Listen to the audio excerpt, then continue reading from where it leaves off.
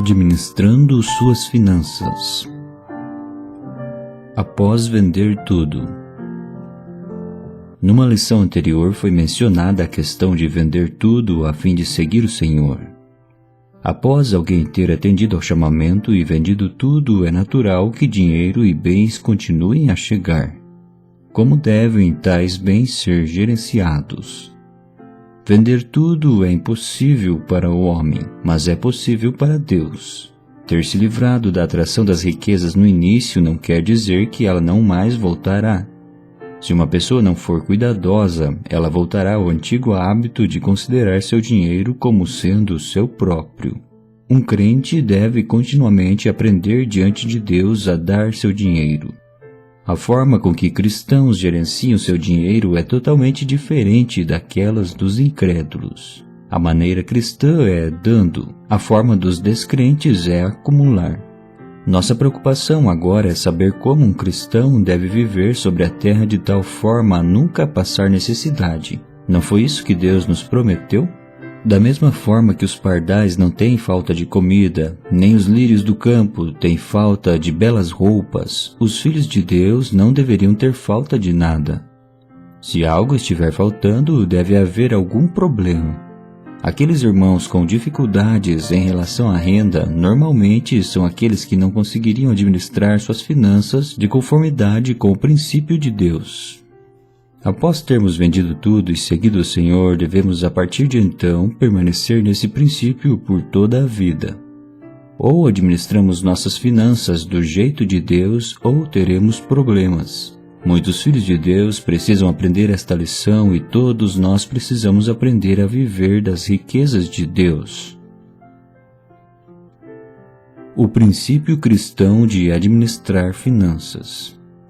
Como deve um cristão administrar suas finanças? Leia Lucas 6, versículo 38.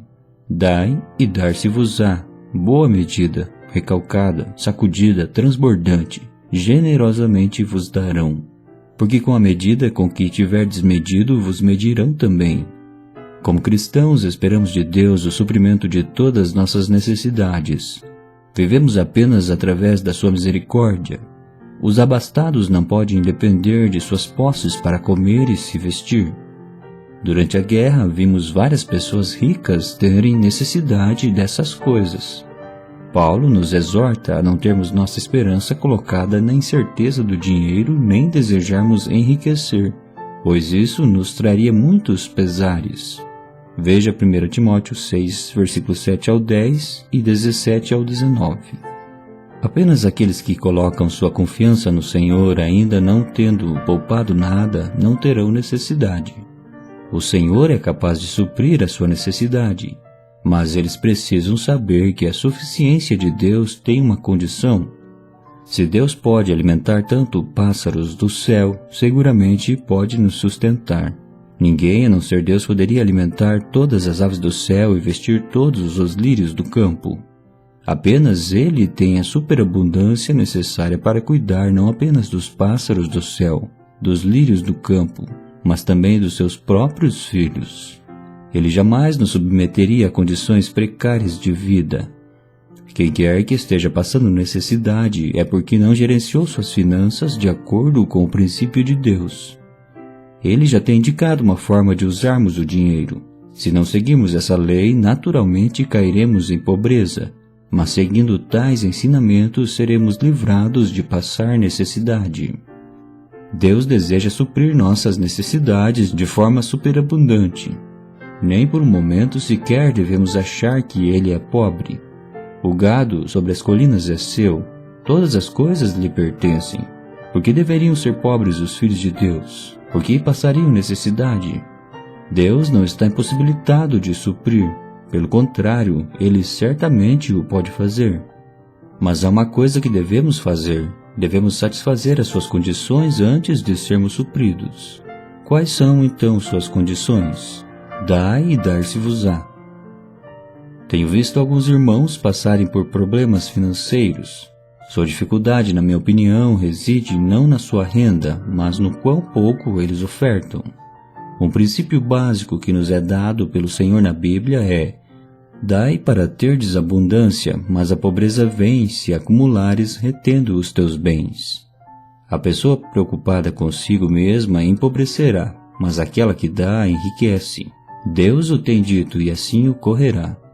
A fim de evitar a pobreza, precisamos dar e dar frequentemente. Quanto mais você der, mais Deus lhe dará. Se você estiver disposto a dar aquilo que está além de suas necessidades, um dia você receberá aquilo que está além das necessidades de outrem.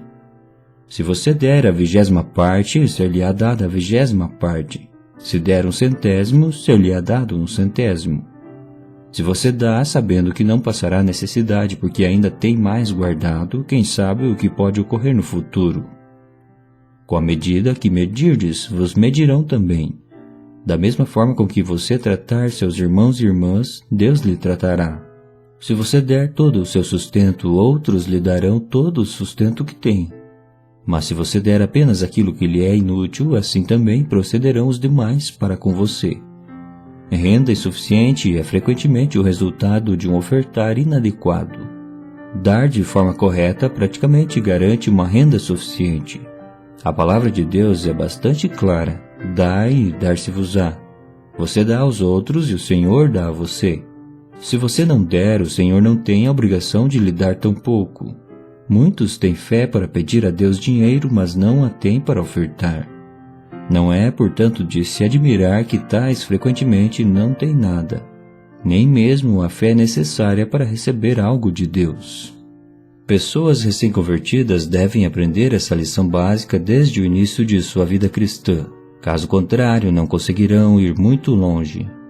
Os cristãos têm uma forma especial de gerenciar suas finanças. Devem dar como gostariam de receber. Em outras palavras, determine sua renda pelas ofertas. O mundo determina as ofertas a partir da renda, mas nós, cristãos, devemos fazer o contrário.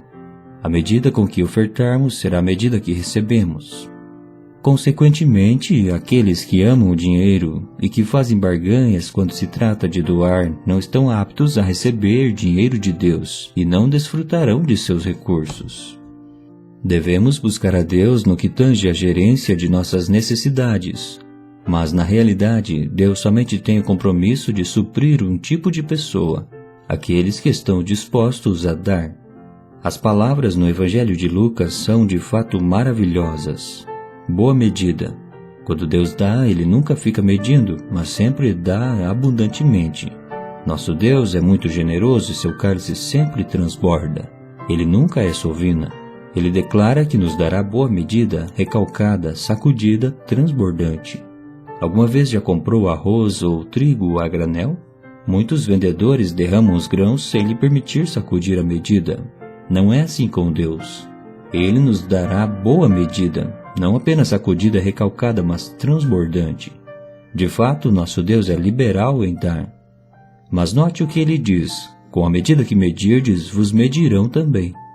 Se o seu ofertar for calculado, então quando Deus mover alguém para suprir a sua necessidade, será calculado também. 2 testemunhos pertinentes. Número 1. A história do Sr. Mowley. Muitas coisas sobre ele eram louváveis diante do Senhor. Um dos seus pontos fortes era seu conhecimento sobre a Bíblia. Ele vivia pela fé, frequentemente era testado na área de finanças, e toda vez ele era capaz de descobrir a causa da provação, pois conhecia Lucas 6, versículo 38. Sempre que se encontrava em dificuldades financeiras, dizia à sua esposa que alguma coisa deveria estar errado com seu ofertar. Nunca estimavam quanto davam, mas sempre procuravam avaliar se havia algo errado nesse aspecto. Certa vez a sua despensa estava praticamente vazia, quase sem comida alguma. Mesmo o ingrediente mais importante da culinária inglesa, a farinha, estava completamente esgotado. Mesmo após esperar cerca de 2 dias, nada chegou. Então, juntamente com sua esposa, oraram, confessando seu pecado, reconhecendo que deveria haver coisas demais na sua casa. Ele não pediu farinha ao Senhor, mas disse à sua mulher que certamente tinham coisas demais em sua casa, e portanto o Senhor não lhes poderia dar nada.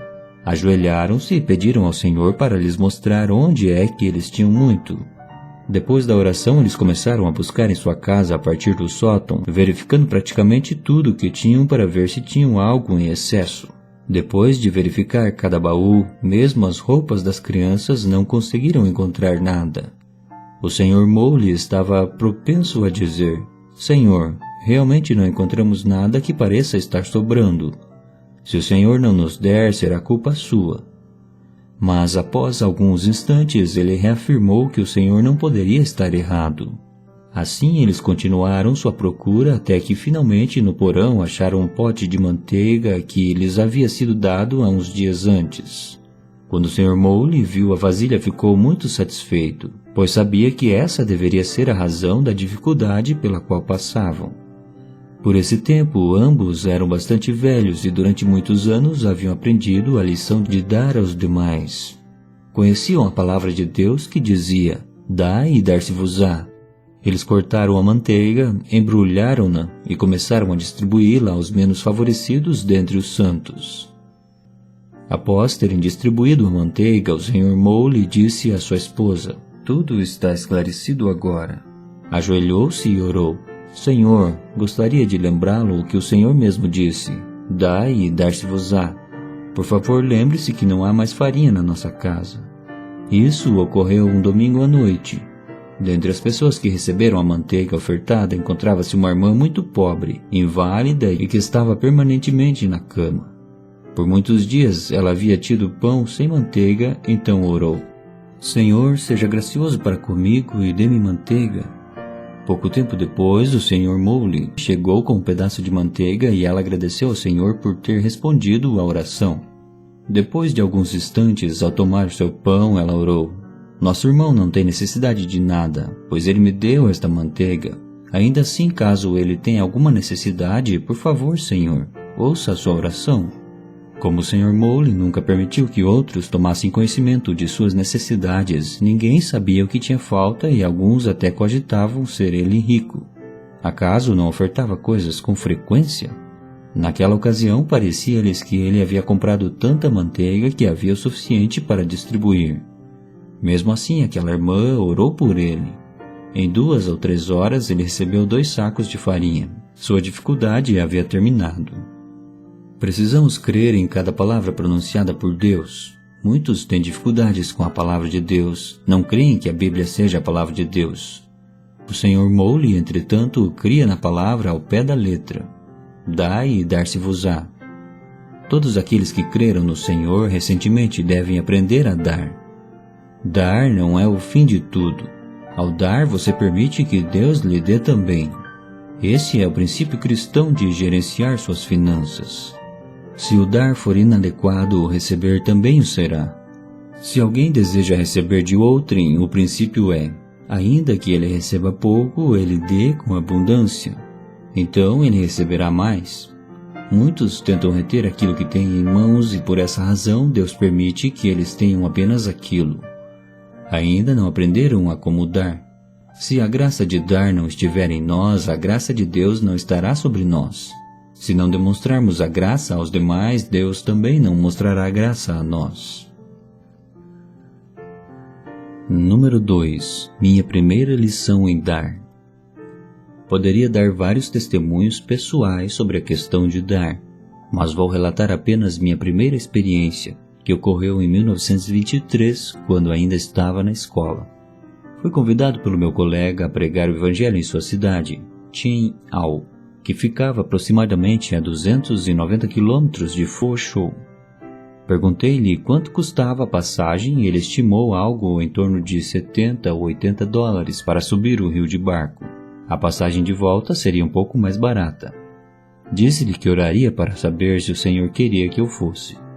Naquela ocasião não tinha nada em mãos. Orei ao Senhor confiando que Ele providenciaria o dinheiro caso quisesse que eu fosse. Após a oração, o Senhor começou a me dar o dinheiro. Mesmo assim, o que tinha era 2 a 3 vezes menos do que necessário. Tinha 20 dólares e pouco mais do que 100 moedas de 10 centavos. Mas o meu colega escreveu dizendo que tudo estava pronto e insistiu que eu fosse imediatamente. Então mandei um telegrama respondendo que eu partiria numa determinada sexta-feira. Na quinta-feira anterior à minha partida, fui impressionado pela palavra de Deus. Dai e dar-se-vos-á. Tive uma certa ansiedade no coração, não porque não tivesse disposto a dar tudo, mas porque não poderia viajar se o Senhor não suprisse o que faltaria. Entretanto, aquela impressão cresceu dentro de mim. Senti que deveria dar os $20 e ficar com as moedas para o meu próprio uso. Para quem então daria o dinheiro? Pensei em dá-lo a um certo irmão com família. Quando terminei de orar, não ousaria dizer que fui obediente, mas tampouco diria que fora desobediente. Simplesmente disse: Senhor, eis-me aqui. Levantei-me e saí orando para que encontrasse aquele irmão no meu caminho. E eis que, quando estava a meio caminho, vi aquele irmão vindo na minha direção. Se por um lado meu coração ficou pesado, por outro eu estava preparado para lhe dar o dinheiro, e foi de fato o que aconteceu. Disse-lhe: Irmão, o Senhor quer que eu deixe este dinheiro na sua mão. Então parti. Após me afastar um pouco, as lágrimas desceram pelo meu rosto e disse a mim mesmo: Já telegrafei ao meu irmão dizendo que iria, e agora meu dinheiro foi dado. Será que ainda posso ir? Por outro lado, senti grande paz no meu coração. Acaso o Senhor não havia prometido dai e dar-se-vos-á?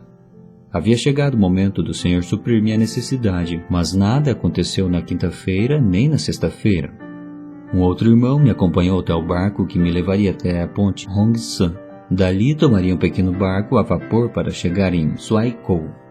Estava deveras apavorado, pois nunca antes havia deixado minha cidade natal.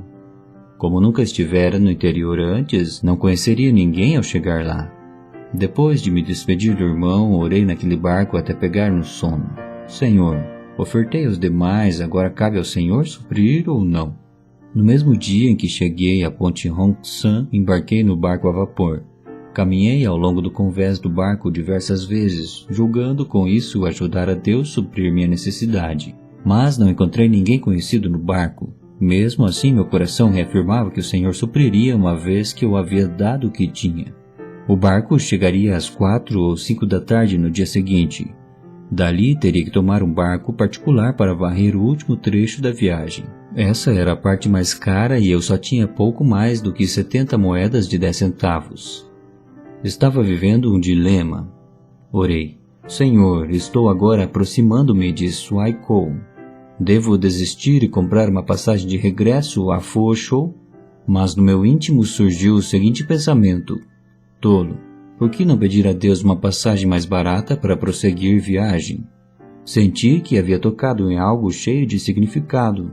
Então orei novamente: Senhor, não mais peço-lhe dinheiro, mas peço sim que o Senhor me capacite a chegar até Xianyao. Tive paz no coração.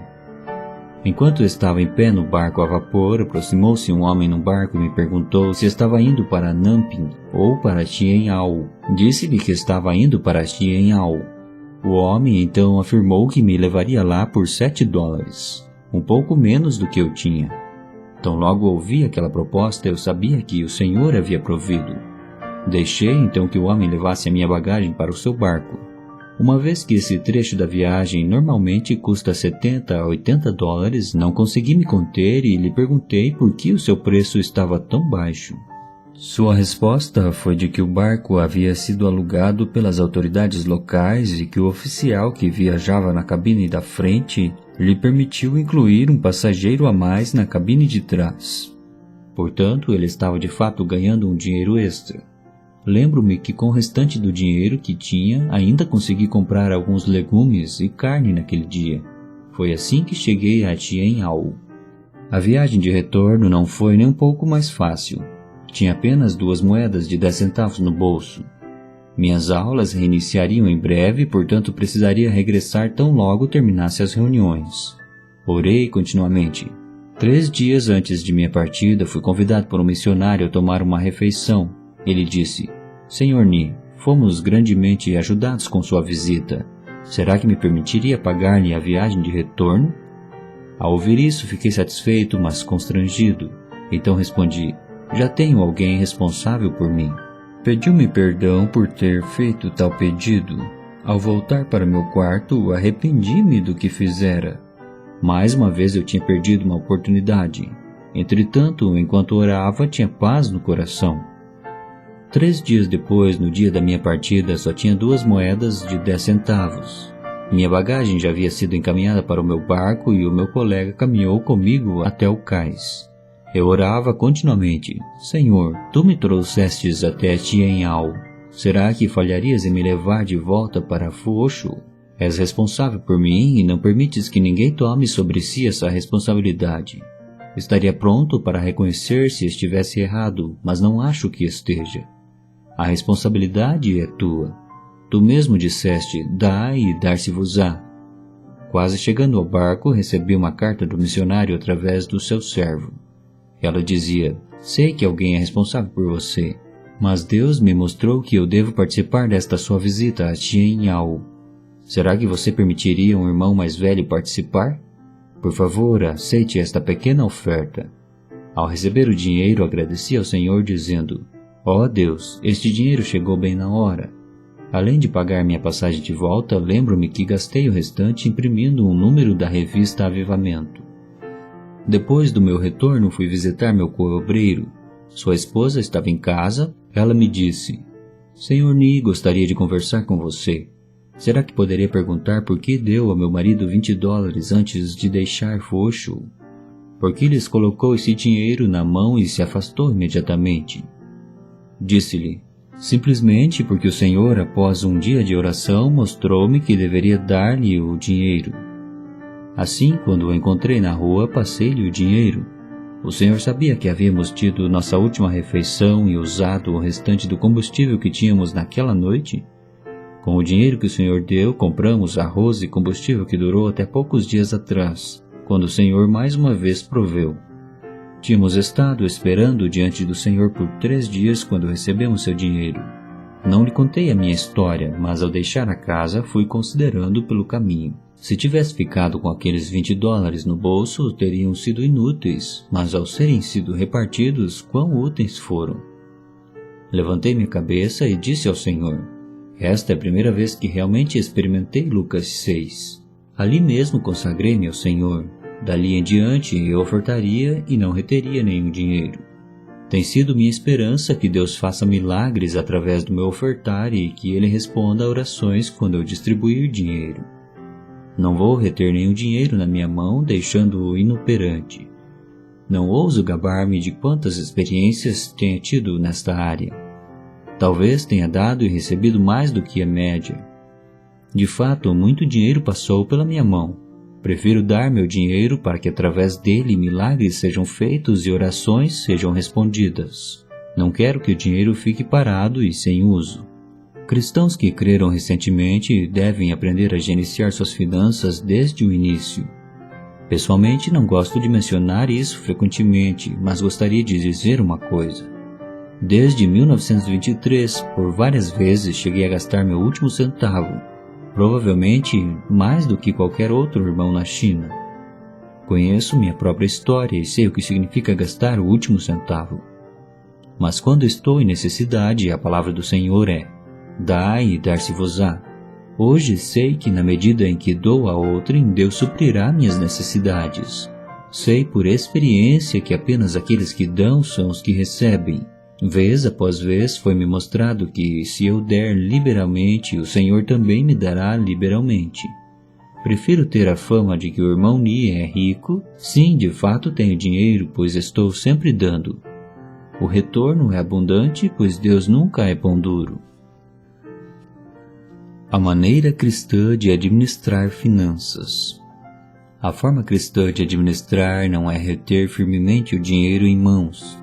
Quanto mais firmemente retivermos, mais morte isso trará. Esse dinheiro se tornará inútil e derreterá como gelo. O dinheiro é aumentado apenas ao dar. Se os filhos de Deus aprenderem a dar, Ele fará milagres em todo lugar.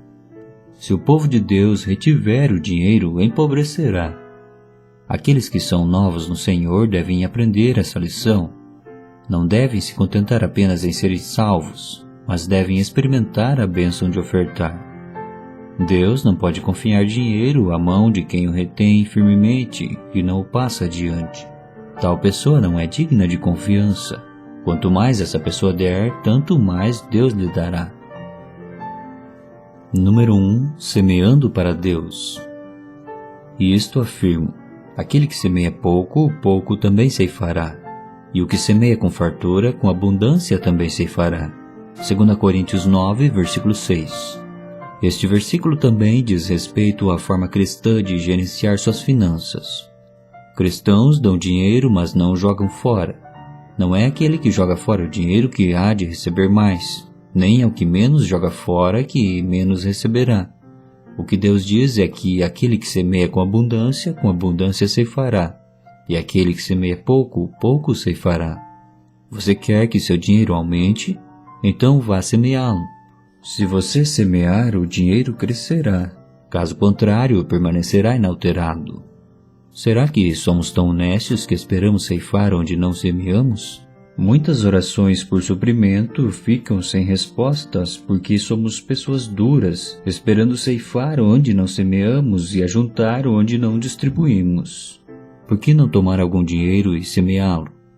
Por que não semear seu dinheiro entre irmãos e irmãs que estão em necessidade? Depois você poderá colher. Aquele que retiver dinheiro firmemente em sua mão não receberá nada. Será que percebemos a bela figura aqui? Paulo diz que mandar dinheiro para ajudar os pobres, referindo-se à oferta que os coríntios enviaram para suprir as necessidades dos santos em Jerusalém, não é jogar fora, mas pelo contrário é semear. Lembre-se, dinheiro é como semente que pode ser semeada. Se encontrarmos irmãos e irmãs em necessidade e os suprirmos, Deus fará esse dinheiro crescer até que colhamos 30, 60 e 100 por um. Irmãos e irmãs novos na fé deveriam aprender a como semear. Então, quando estiverem em necessidade, colherão o que tiverem semeado. Não podemos colher o que não plantamos. Muitos consomem tudo o que têm, consequentemente não lhes resta nada. Suponha que alguém tenha 50 quilos de cereal e semeie a metade. Então, no ano seguinte, tal pessoa terá uma colheita e assim será ano após ano. Não consuma tudo o que você tem. Deixe algo para semear. Muitos cristãos não fazem nada a não ser comer. Não é de se admirar que no dia da necessidade não há ganho nem colheita. Deixe Deus semear seu dinheiro. Número 2. Trazendo para Deus. A palavra de Deus no Antigo Testamento é muito clara no que se refere às necessidades. Trazei todos os dízimos à casa do tesouro, para que haja mantimento na minha casa, e provai-me nisto, diz o Senhor dos Exércitos. Se eu não vos abrir as janelas do céu e não derramar sobre vós bênçãos sem medida. Malaquias 3, versículo 10. Disse o Senhor ao povo de Israel. Este texto estabelece o mesmo princípio. O povo de Israel estava profundamente empobrecido. Se tivessem tentado praticar Malaquias 3, versículo 10, provavelmente argumentariam que se 10 medidas de arroz não eram suficientes, como seriam suficientes 9? Se 10 sacos de farinha que tinham não lhes bastavam, como poderiam ser suficientes 9? Tais palavras tolas são pronunciadas por homens naturais. Deus reprovou o povo de Israel dizendo: Jesus, fitando neles o olhar, disse-lhes: Isto é impossível aos homens, mas para Deus tudo é possível. Mateus 19, versículo 26. Trazei todos os dízimos à casa do tesouro, e provai-me nisto, se eu não vos abrir as janelas do céu e não derramar sobre vós bênçãos sem medida.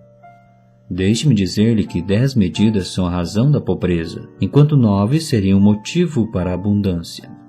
Alguém pode achar que quanto mais tem em mão, tanto melhor é sua condição financeira. Mas tal pessoa não sabe que, na realidade, essa é a razão para sua pobreza. Se trouxermos para Deus, entraremos na sua bênção, mas se retivermos, seremos amaldiçoados. A medida adicional que trouxermos à casa de Deus tornar-se-á nossa bênção, se a retivermos, tornar-se-á nossa maldição. Sim, até mesmo as outras 9 medidas serão consumidas num instante. Se retivermos aquilo que pertence a Deus, veremos pobreza. Número 3. Dando liberalmente por Deus. A quem dá liberalmente ainda se lhe acrescenta mais e mais, a quem retém mais do que é justo, ser-lhe-á em pura perda. Provérbios 11, versículo 24. Muitos não dão liberalmente e, consequentemente, não lhes sobra nada.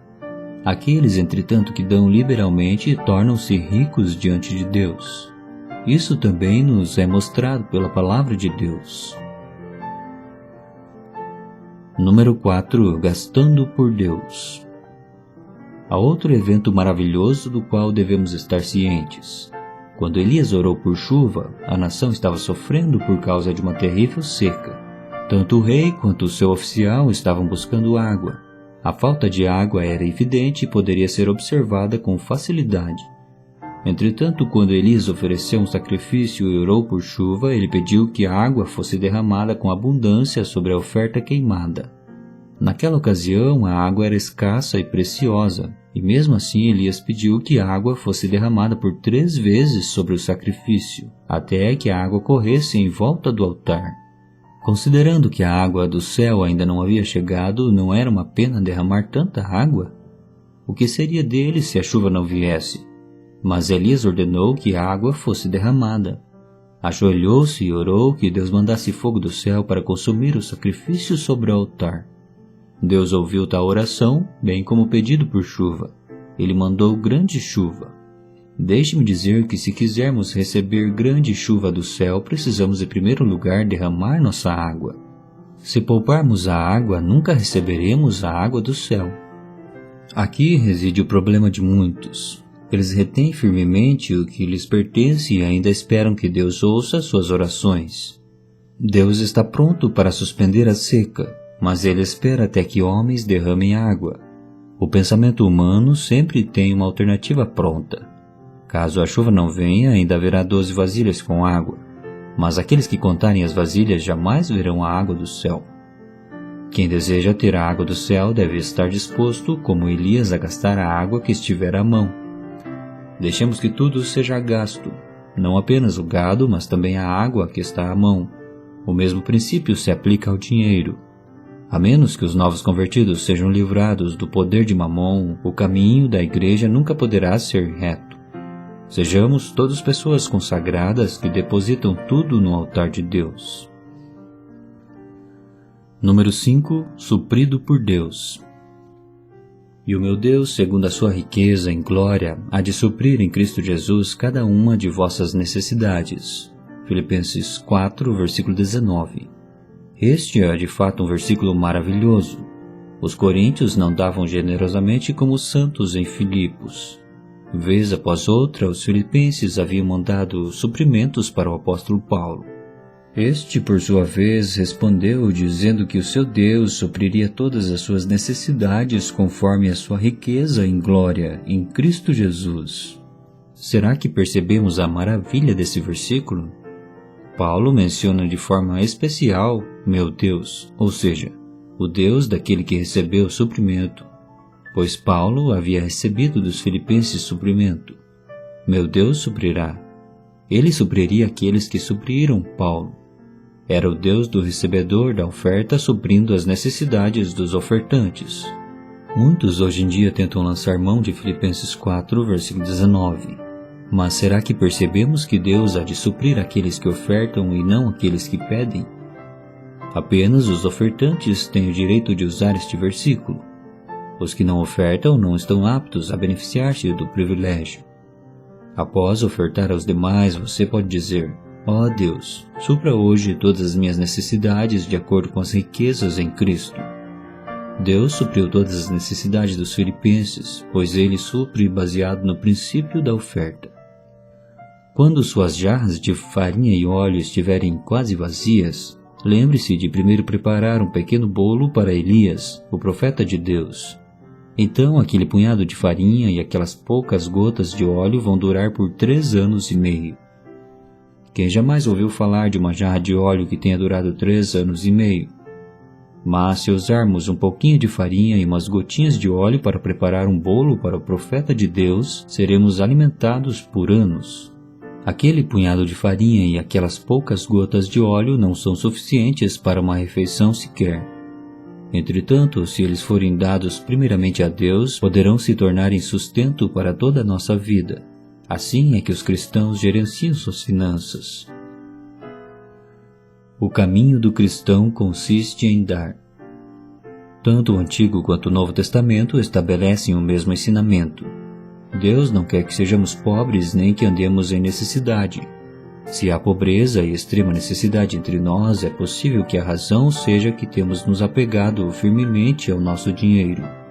Quanto mais amarmos a nós mesmos, tanto mais teremos fome. Se a questão do dinheiro não for resolvida, então nenhuma outra questão o será.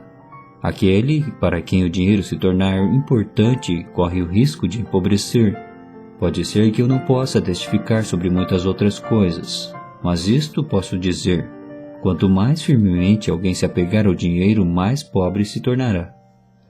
Devemos deixar nosso dinheiro e permitir que ele circule operando milagres para Deus.